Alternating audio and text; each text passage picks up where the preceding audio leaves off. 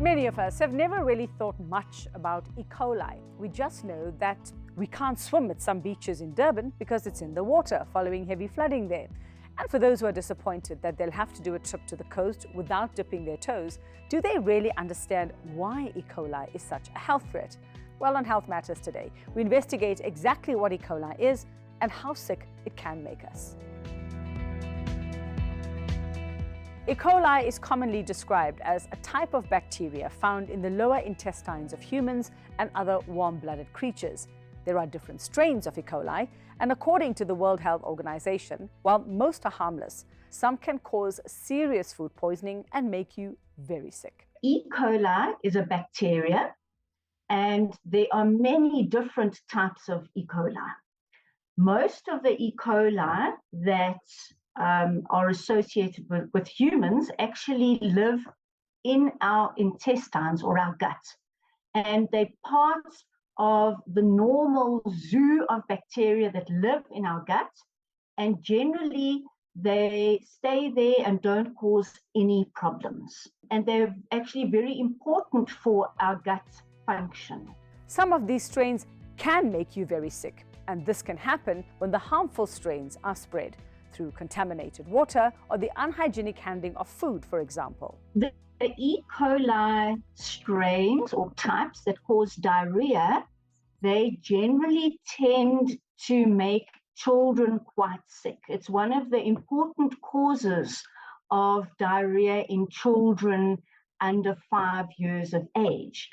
And typically, as with any other infection that causes diarrhea, young children can become dehydrated when they have severe diarrhea, and that can cause severe illness and sometimes even death.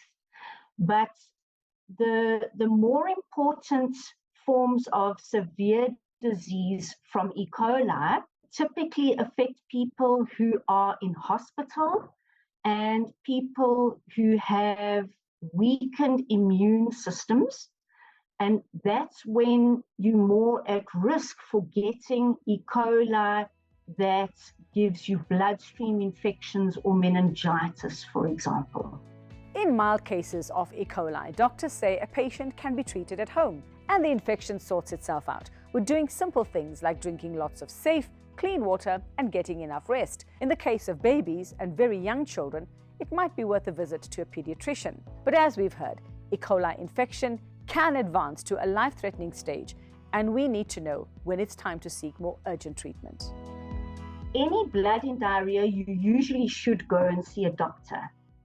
Then if you have diarrhea that's lasting long, or you're having diarrhea and vomiting, and you can't keep down any fluids and you can't rehydrate yourself, then you also need to see a doctor.